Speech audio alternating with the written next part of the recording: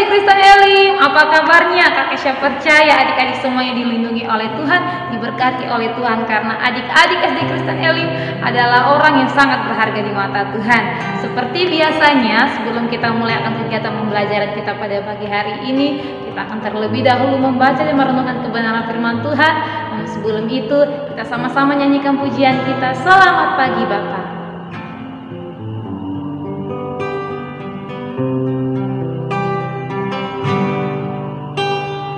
Selamat pagi Bapa, selamat pagi Yesus, selamat pagi Roh Kudus. Terima kasih atas anugerah-Mu. Semalam telah berlalu, ku memuji, ku bersyukur, memuliakan nama-Mu. Allah Bapa, Putra, Roh Kudus, terima kasih.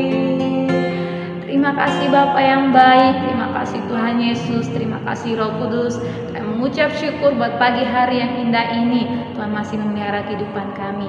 Bapa yang baik, sebelum kami memulai akan aktivitas pembelajaran kami pada pagi hari ini, kami mau untuk terlebih dahulu membaca dan merenungkan kebenaran firman Tuhan. Oleh sebab itu, Engkau memberkati kami, berikan kami hikmat, agar kami dapat mengerti setiap firman yang kami baca, dan kami bukan hanya mau membaca, tapi kami mau menerapkannya dalam kehidupan kami pribadi lepas pribadi ya Bapa. Terima kasih Bapa yang baik. Di dalam nama Tuhan Yesus Kristus kami sudah berdoa dan mengucap syukur. Haleluya. Amin. Nah adik-adik, bacaan firman Tuhan kita pada pagi hari ini terambil dalam kitab Markus pasal yang ke-14 ayat yang ke-53 sampai yang ke-65. Demikianlah firman Tuhan.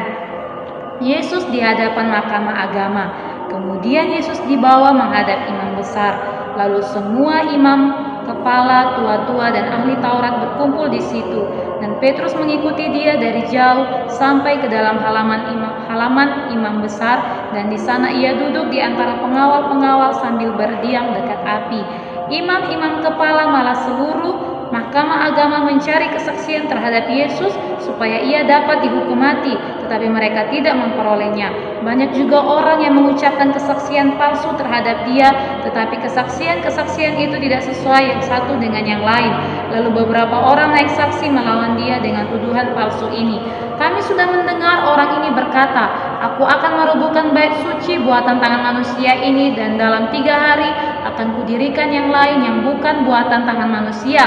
Dalam hal ini pun kesaksian mereka tidak sesuai yang satu dengan yang lain. Maka imam besar bangkit berdiri di tengah-tengah sidang dan bertanya kepada Yesus. Katanya, "Tidakkah engkau memberi jawab atas tuduhan-tuduhan saksi-saksi ini terhadap engkau?" Tetapi ia tetap diam dan tidak menjawab apa-apa. Imam besar itu bertanya kepadanya sekali lagi. Katanya, "Apakah engkau Mesias, anak dari yang terpuji?"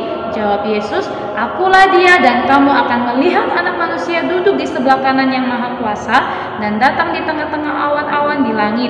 Maka imam besar itu menggoyangkan pakaiannya dan berkata, "Untuk apa kita perlu saksi lagi? Kamu sudah mendengar hujatannya terhadap Allah. Bagaimana pendapat kamu?" Lalu dengan suara bulat mereka memutuskan bahwa dia harus dihukum mati.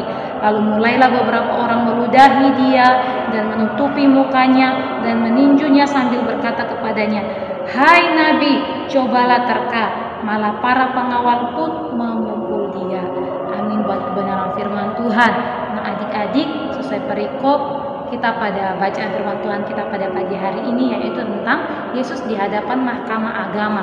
Nah adik-adik, melalui kisah Tuhan Yesus ini, kita mau sama-sama belajar bahwa bagaimana sikap kita yang bagaimana sikap kita dalam menyikapi hal-hal yang seperti Tuhan Yesus alami, atau mungkin di dalam lingkungan sekolah ataupun dalam lingkungan pertemanan kita, mungkin di lingkungan rumah atau dimanapun.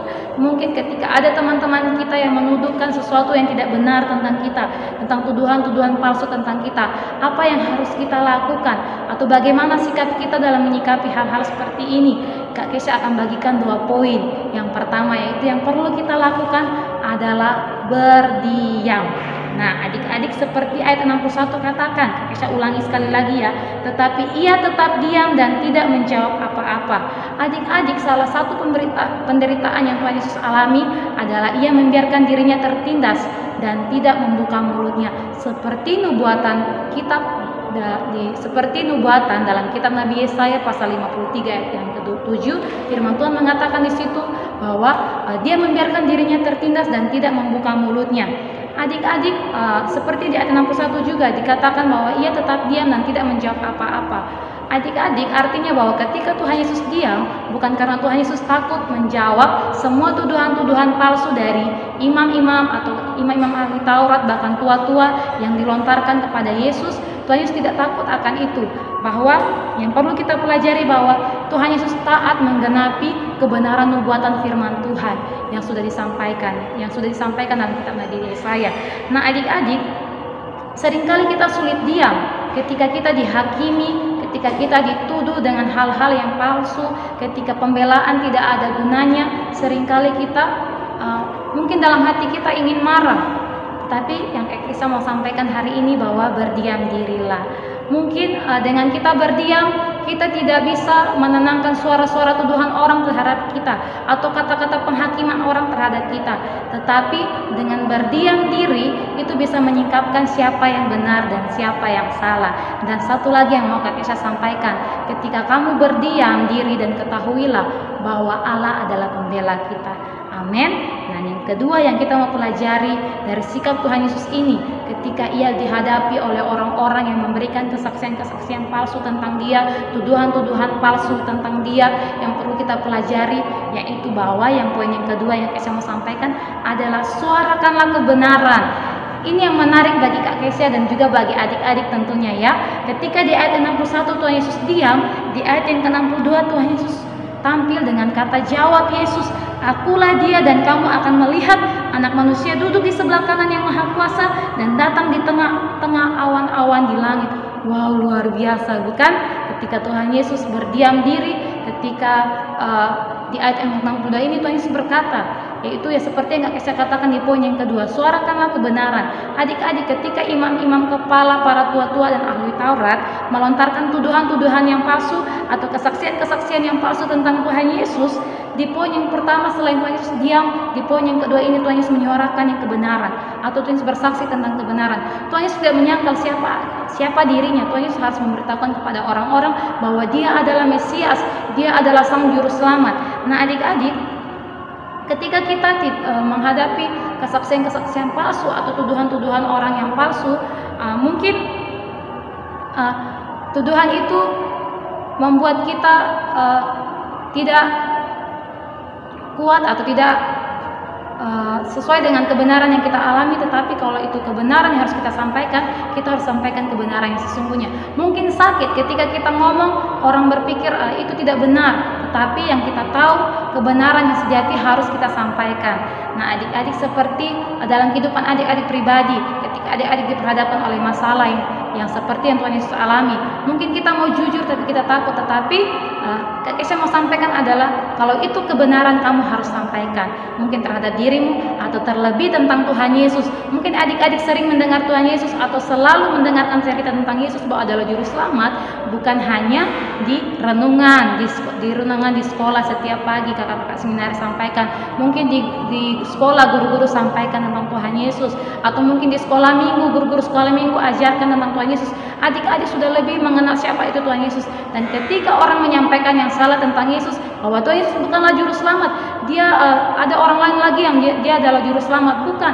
Adik-adik harus sampaikan dan berani bersaksi bahwa Tuhan Yesus adalah juru selamat. Demikianlah seperti yang Tuhan Yesus lakukan ketika orang mempertanyakan siapa diri Tuhan Yesus. Tuhan Yesus dengan tegas menjawab bahwa akulah dia, akulah sang juru selamat, akulah Tuhan Yesus itu. Nah adik-adik, biarlah kita sama-sama belajar dari firman Tuhan pada hari ini. Kita sama-sama mau belajar dan mau mengambil sikap seperti Tuhan Yesus.